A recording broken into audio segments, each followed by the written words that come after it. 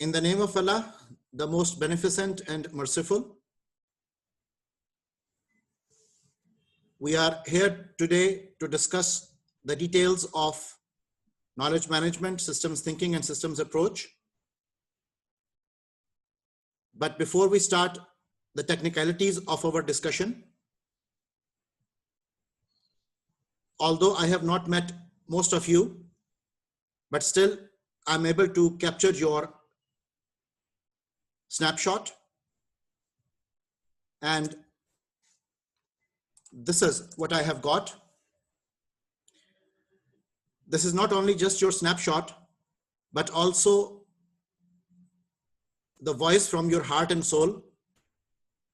बहुत सी discussions में अक्सर औकात particularly जब हम research की बात करेंगे, बहुत सी theories अभी हमने discuss करनी है, तो लगता शायद यही है कि theory apply नहीं होती. इस phrase के backend के ऊपर एक बहुत बड़ा कसूर हमारे education structure का है कि जिसने कभी थ्योरी को एज अ थ्योरी वो प्रेजेंट ही नहीं किया और कभी ये भी नहीं समझा पाए कि एप्लीकेशन और थ्योरी में रिलेशनशिप वो कैसे होता है. This particular discussion is not only in the context of Pakistani environment,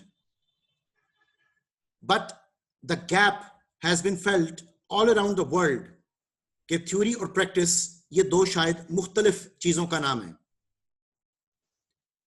इनमें क्या एसोसिएशन है, क्या सिमिलरिटी है, क्या डिफरेंस है, इसके ऊपर मैं कुछ बात करना चाहूंगा. Basically the industry comes up with more breadth of knowledge. उनके पास बहुत सारे रन टाइम की सिचुएशंस होती हैं, उनके पास बहुत सारा मैन्युफैक्चरिंग और सर्विस ओरिएंटेशन का सामान होता है, वो बहुत सी चीजों को प्रैक्टिकली फेस कर रहे होते हैं, उनके ऊपर बहुत सारी कंडीशंस और कंस्ट्रेंट्स अप्लाई हो रही होती हैं. सो द प्रैक्टिस और the industry they comes up with more breadth. They have to face new problems every day, and for those new problems they always try to sort new solutions. Those new solutions are then posted along with the details of the problems to the academia. And the academia develops the theory out of it. The theory which is more evidence supported, which is based upon reason and logic, which is talking about cause and effect, which is coming up with the deeper implications in terms of philosophical assumptions. So the role of theory or academia is basically to start their journey from evidence-supported decisions, which are no doubt based upon the solutions and the problems coming from the practice and the industry. Then theory, with the support of research, creates more rigor in those solutions, talks about contingency factors, talks about uncontrollable and controllable circumstances. And with that rigor, the academia comes up with more depth related to those problems and solutions which were coming from the industry. That is the contribution from the universities, from the research institutions, that they are providing the basis for practice in terms of more depth of knowledge. And that is basically the point where knowledge creation is playing its part. The industry is supposed to gain benefit from that research, and then out of that research, they are supposed to come up with their own implications, the development, the upgradation, the modernization of the services, of the products, But during that upgradation, no doubt they have to face more problems, the new problems, the novel issues, and then they have to come up with the solutions of those novel issues. So this is a never-ending process, and it carries on day in, day out. If I summarize my this discussion into certain points, the theory is actually creating or trying to create true effectiveness. As you all may know, the basic definition of effectiveness, that is, it is talking about doing the right things. And we can keep things constant during that process. Basically, in theory, the best practices are discussed. The historical discourse are presented. And we are able to keep the things constant. But in practice, most of the time, things never remain constant. And the major emphasis shifts from effectiveness to efficiency, where the definition would become doing the things right, rather than only talking about the right things. In practice, we have to make the things right because we are going to face more problems. We're going to face more solutions. So conditions and constraints prevail. Many ifs and buts, they evolve. And all that ifs and buts basically provides the basis for new theory development.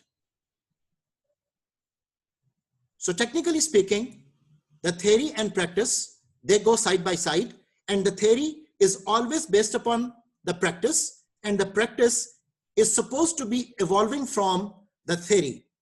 No doubt, practices and theories do become obsolete. Certain instances में theory और practice, उसमें कुछ चीजें गलत भी साबित हो सकती हैं. Formula, discovery नाकाम भी हो सकती है. Innovation गलत भी हो सकती है. So gaps would always remain. और मेन चीज याद रखिएगा, रिसर्च के कॉन्टेक्स्ट में वो एक्चुअली वो गैप्स हैं, जिन गैप्स को चाहे हम एकेडमिक रिसर्च की बात करें या हम अप्लाइड रिसर्च की बात करें, एक्चुअली उन गैप्स को फिल करना ही हमारा मेन मकसद और मेन ऑब्जेक्टिव है. अब इस बात को एक स्टेप आगे और चलाने के लिए let me present in front of you the scientific method as an ongoing process. ये कहानी शुरू होती है from the very first point, which is make observations. हमारे रोजमर्रा की जिंदगी में, हमारे रोजमर्रा के मामलात में वी मेक ऑब्जर्वेशंस. हम बहुत सी चीजों को ऑब्जर्व कर रहे होते हैं. कुछ चीजें हमारे ऑब्जर्वेशन के अंदर डीप रूटेड ग्राउंड्स बना लेती हैं, और कुछ चीजें हम कैजुअली ऑब्जर्व करते हैं, जनरली ऑब्जर्व करते हैं, लेकिन हम उसको खास तवज्जो वो नहीं दे पाते. उसकी बहुत सी रीजंस, उसके बैकएंड के ऊपर भी बहुत सारी थ्योरीज हैं, उसकी बहुत सी रीजंस हो सकती हैं. आपकी सिलेक्टिव परसेप्शन हो सकती है, आपका लाइफ का ब्रॉटअप हो सकता है, आपका फील्ड ऑफ इंटरेस्ट हो सकता है, बहुत सारी चीजें इसके बैकएंड के ऊपर कार फरमा होंगी. सो उन ऑब्जर्वेशंस में what do we do? Basically we see the things happening in nature, and this can be from one's own experiences, thoughts और रीडिंग्स. अब जो भी चीज आपने ऑब्जर्व की, उस चीज के बारे में इंसानी फितरत के मुताबिक कुछ क्वेश्चंस उसके जहन में अराइज कर सकते हैं. What, when, why, where, how, who, बहुत सारी चीजें आपके जहन में इको वो कर सकती हैं. सो ऑब्जर्वेशंस के मुताबिक what do you do? You think of interesting questions, that why it has happened that way, how it is going to do, how it is going to meet up the required parameters, then it is going to happen. So बहुत सारी चीजें, interesting questions, they echo in our mind. There is a very interesting and famous quotation, and it says there are 3 types of people in the world. 1, who make things happen. 2, who watch things happening. And 3, who at the end said, what happened? So I believe that we generally belong to the third category, who is always there to ask for what happened. But still there are people who actually make things happen. And to make things happen, the starting point would be to start observation and then ask interesting questions. Okay, why does that pattern occur? And so we have to identify the development of different patterns. And from the pattern development, actually, the role of knowledge management would be evolving, and I'll be discussing that in a couple of minutes.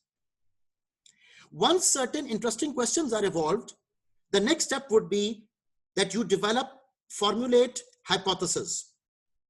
Hypotheses are general statements which are not yet been discussed or proven.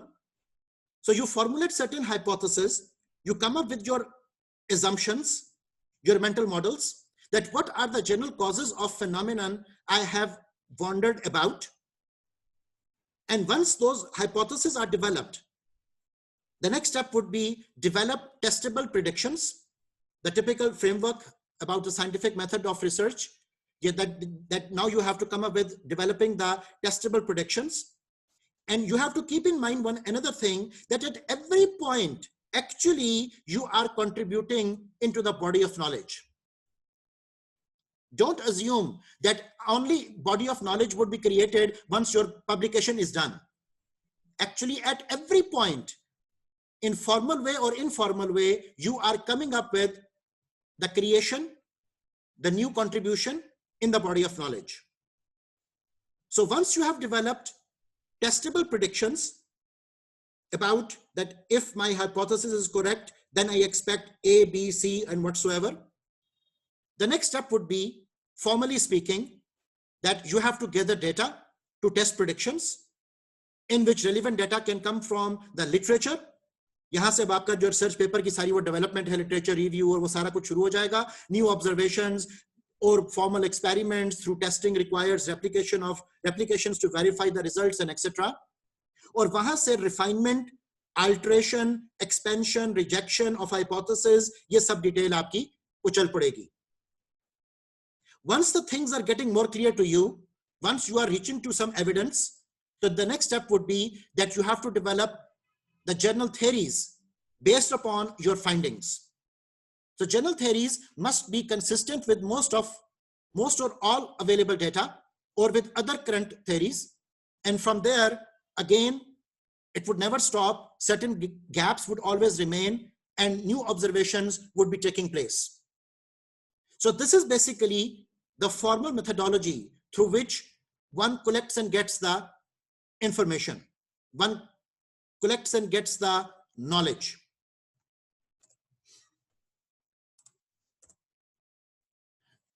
The other day, I was watching National Geographic channel and I observed a very interesting phenomena over there. The picture on the left side, the bigger picture, that is a krill. And the smaller picture on the right left corner, on the right down corner, that is a blue whale.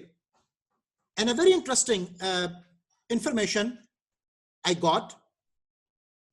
It said that an adult blue whale can eat up to 40 million krill in a day. The whales always feed in the areas with the highest concentration of krill, sometimes eating up to 3,600 kilograms, which is something like 7,900 pounds of krill in a single day. And you know, when I searched further about the blue whales, I came to know that the average age of a blue whale is about 100 years. And there are about 25,000 plus blue whales in our oceans. And it has never been reported कि कोई भी blue whale कभी भूख से मरी हो. और उस समुंदर के अंदर सिर्फ blue whale नहीं है, बेशुमार अल्लाह सुब्हानहू व तआला की बनाई हुई मखलूक है जो कि सबको रिस्क वो मुहैया हो रहा है और फराहम हो रहा है. So that was a very interesting information I thought I should share with you.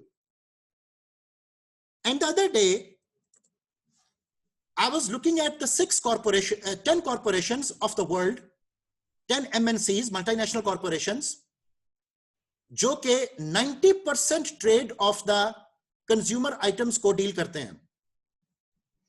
And those 10 multinationals, I thought as if they are the blue whales. Those 10 multinationals who are like contributing towards the 90% trade around the world related to the consumer items. They are Kraft, Coca-Cola, Nestle, Procter & Gamble, PepsiCo, Johnson & Johnson, Kellogg's, Unilever, and some others.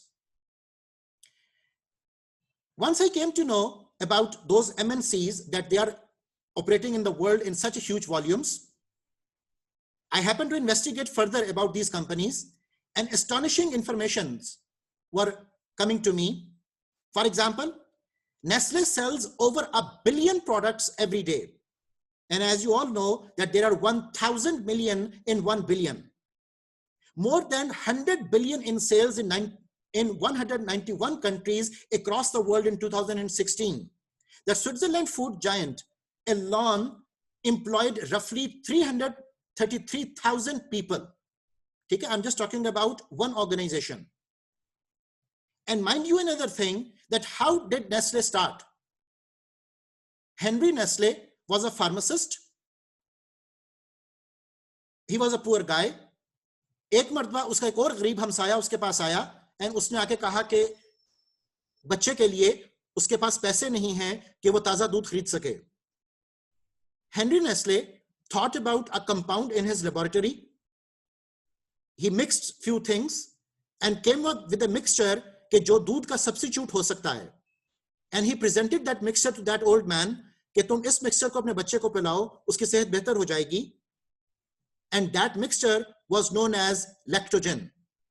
That was the first product of Nestle Corporation ever made. And just by making and saving the life of one little kid, just by introducing one compound, in a couple of years, in the blink of an eye rather, we can see that they are selling 1 billion products every day. Let's talk about Coke, one of the blue whales I have in this slide.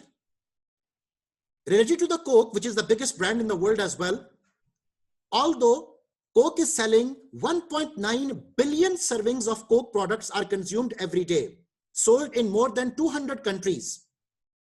Coca-Cola has a product portfolio of more than 3,500 beverages and 500 brands.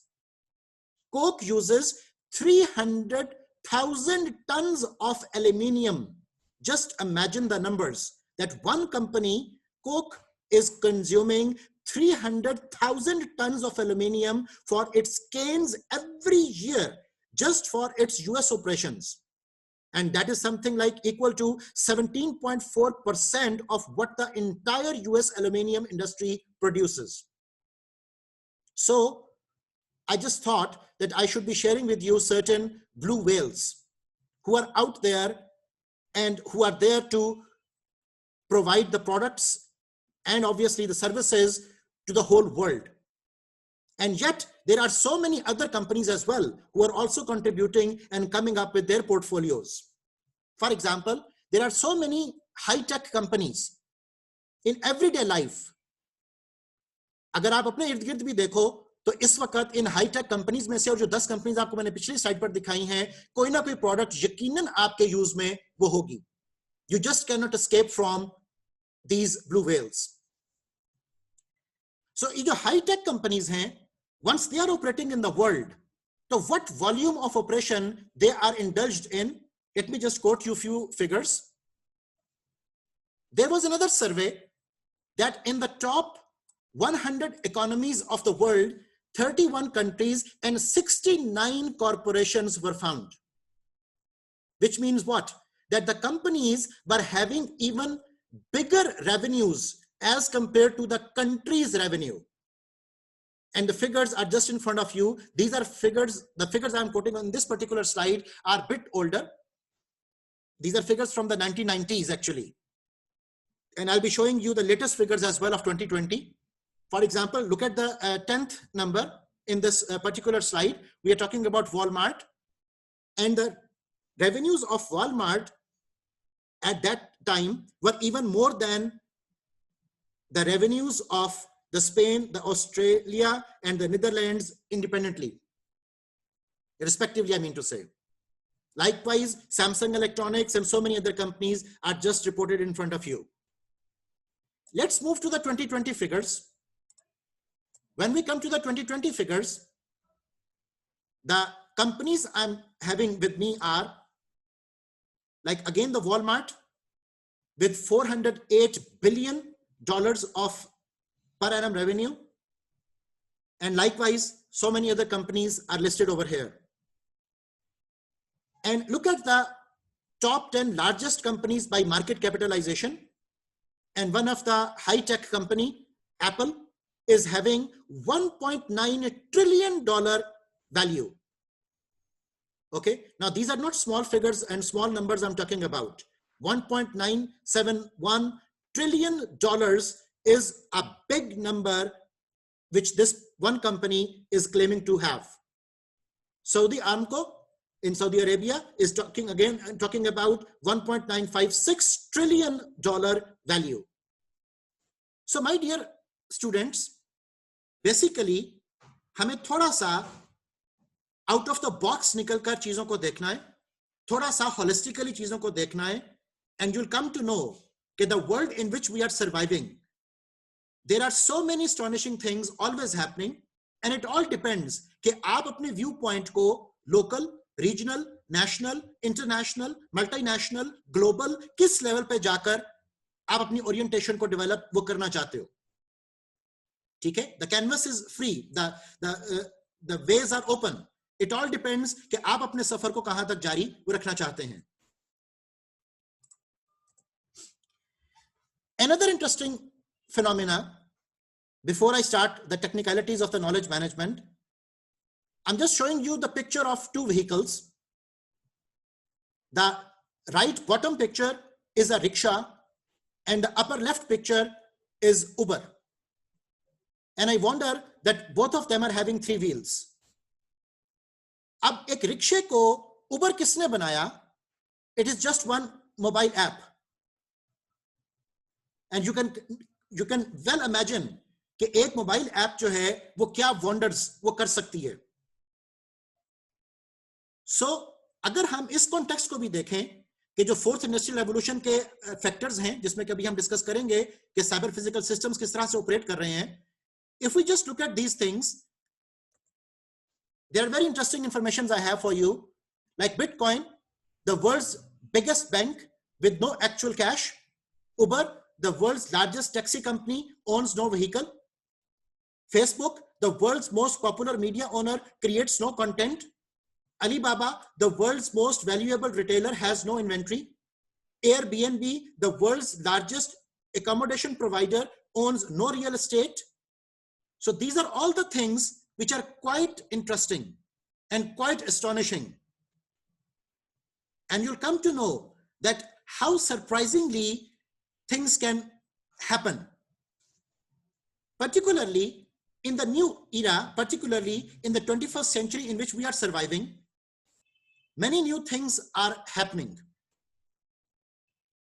If we just look at the Industrial Revolution, the first Industrial Revolution started back in 1784, was talking about mechanical looms. The second Industrial Revolution was talking about assembly lines. And now we are moving towards the 1870 era. The third Industrial Revolution is talking about first programmable logic controller, which is third Industrial Revolution. And now I'm talking about the era of 1969. And in fourth Industrial Revolution, which is today, we are talking about cyber physical systems. And these are the cyber physical systems जो कि इस वक्त trillions of dollars के businesses जो हैं वो companies को दे रहे हैं, and perhaps उन companies की physical existence भी शायद challengeable हो. अब ये fourth industrial revolution जिसमें इस वक्त हम survive कर रहे हैं, इसके actually norms हैं क्या? Fourth industrial revolution में we have mobile devices with us, we have Internet of Technology platforms, we have location detection technologies, we have advanced human machine interfaces, we have authentication and fraud detection procedures and processes, we have 3D printing for that matter, we have smart sensors, we have big data analysis and data mining, इसके ऊपर भी हम बात करेंगे. Then we have multi-customer interaction and customer profiling. Augmented reality का आजकल दौर है, क्लाउड कंप्यूटिंग को हर कोई इस वक्त पसंद कर रहा है। And you'll be surprise to know कि इस डिजिटलाइजेशन और इस टेक्नोलॉजिकल कन्वर्जेंस से एक बहुत डिफरेंट इंडस्ट्रियल जो एक माइंडसेट है, एक बहुत डिफरेंट जो बिजनेस करने का एक तरीकेकार है, वो इवॉल्व हो रहा है। एंड वी हैव टू सी कि इस सारे मामले में हमारा कंट्रीब्यूशन अब वो कैसे होगा। हमें अपने रोजमर्रा के मसाइल से निकलकर अब थोड़ा सा चीजों को डीपर इंप्लीकेशन में देखना है। आप कोई भी टॉपिक पिक करते हो, कोई भी ऑब्जर्वेशन करते हो, and you will come to know कि जर्नल्स भरे पड़े हैं उन चीजों के हवाले से रिसर्च के कॉन्टेक्स्ट में। ठीक है, अब फिर आप कोशिश क्या करते हो कि कोई मीडिएटिंग, कोई मॉडरेटिंग, कोई वेरिएबल आप उस पर फर्दर डाल दो ताकि आपका कंट्रीब्यूशन भी in the body of knowledge वो चलता रहे।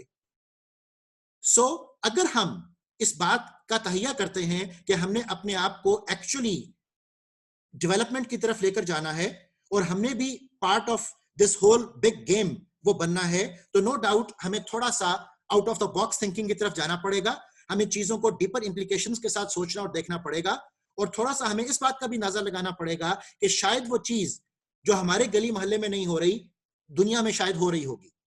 और दुनिया में जो कुछ भी हो रहा है उसको देखना, परखना, समझना, इवैल्यूएट करना, इंप्लीमेंट करना, अडॉप्ट करना, ये तमाम वो चीजें हैं जो इस वक्त 21st सेंचुरी के तकाजों के मुताबिक वो हमें करनी पड़ेंगी। एक बड़ी फेमस स्टेटमेंट इस बारे में कही जाती है कि you do not choose to become global, market forces your hand to be one of them. अब डिजिटलाइजेशन और टेक्नोलॉजिकल कन्वर्जेंस की मैंने आपसे बात की, इसके ऊपर थोड़ी सी हम डिस्कशन कर लेते हैं। जब हम वर्ड यूज करते हैं टेक्नोलॉजिकल कन्वर्जेंस, तो याद रखिएगा कि technological convergence is the tendency that as technology changes, different technological systems sometimes evolve towards performing similar tasks. और इसकी लिमिट अब हम कहां तक ले गए कि digital convergence refers to the convergence of 4 industries into one conglomerate.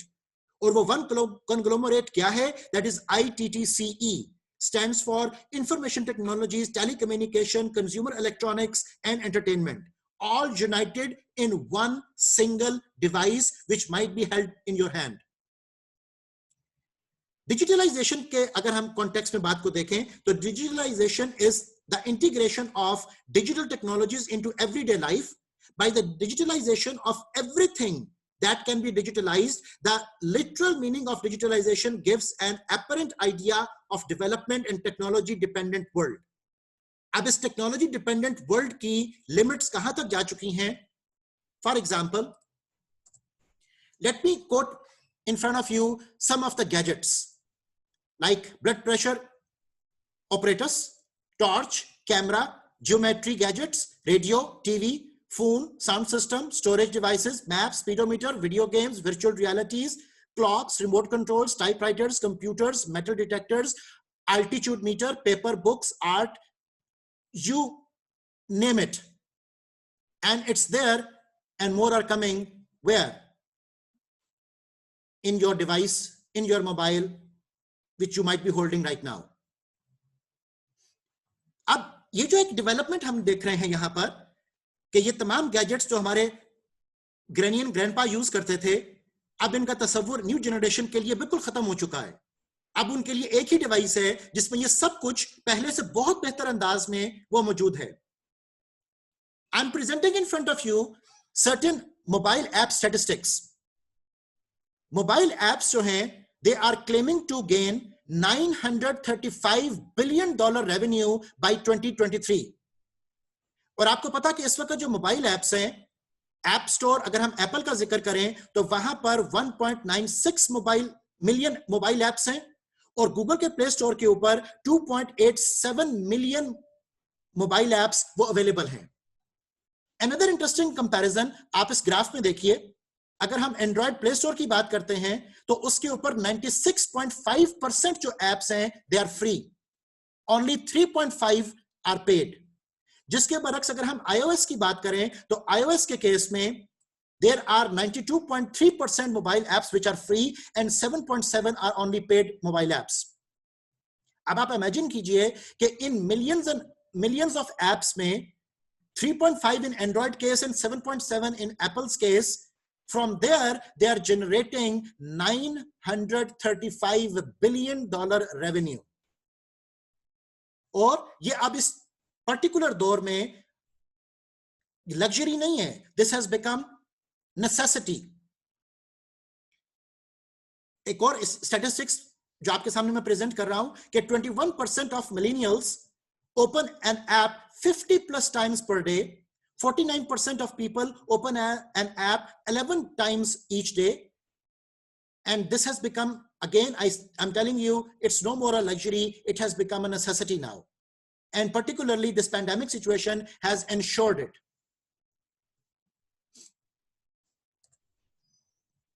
एक और स्टैटिस्टिक्स आपके सामने मैं प्रेजेंट कर रहा हूं ताकि थोड़ा सा आपका विजन वो ब्रॉड हो. In 2019, around 1.52 billion smartphones were sold worldwide. अब आप यहां से इमेजिन कर सकते हो जो मैं बार बार बात कर रहा हूं कि this is no more a luxury, it has become a necessity. 1.52 billion smartphones were sold worldwide. In the first quarter of 2020, around 86.3% of all smartphones sold to end users were phones with the Android operating systems. ठीक है, and you can well imagine कि numbers जो हैं वो किस कदर हैं. और इस वक्त around the world ये जो high tech companies हैं, what miracles and what magics they are doing. Rest of the figures are in front of you. आप इसको बाद में भी scan वो कर लीजिएगा. Now, again, I'm changing my mood and I'm taking you into the history. और इस वक्त हमारे सामने इजिप्ट का पिरामिड है और इस तरह के बहुत सारे पिरामिड्स हैं. इसकी स्टैटिस्टिक्स जरा देखिएगा. One of the biggest mysteries about the Egyptian pyramid is the construction techniques used to erect them. So how were these giant blocks moved? Unfortunately, the Egyptians didn't leave behind written records, and many theories have been proposed over the years. The pyramid is 756 feet long on each side, 481 feet high, and composed of 2.3 million stones weighing nearly 3 tons each for a total mass of more than 6.5 million tons. One of the mysteries we have in the world. लेकिन हम ये नहीं जान पाए आज तक कि ये सब हुआ कैसे. हम क्यों नहीं जान पाए? बिकॉज इसको जो बनाने वाले थे वो अब हमारे साथ नहीं हैं. उन्होंने अपने इस नॉलेज को प्रिजर्व नहीं किया. और अगर हम आज अपने इस मौजूदा नॉलेज को, जिन आपको मैं बड़ी बड़ी ब्लू वेल्स और जिन बड़े बड़े पिरामिड्स के भी मैं आपसे जिक्र कर रहा था, the pyramid of the mobile phones and the companies like a blue whale, अगर हम आज इन बातों को, इन चीजों को प्रिजर्व नहीं करेंगे तो कल को ये सब कुछ भी हमारे हाथ से खो जाएगा. अब ये प्रिजर्व कैसे करना है, यहां से कहानी शुरू होती है हमारी नॉलेज मैनेजमेंट की. प्लीज ज्वाइन कीजिए नेक्स्ट जूम सेशन में. हमारा ये जूम सेशन का टाइम खत्म हो रहा है. जज़ाकल्लाह फॉर दिस सेशन.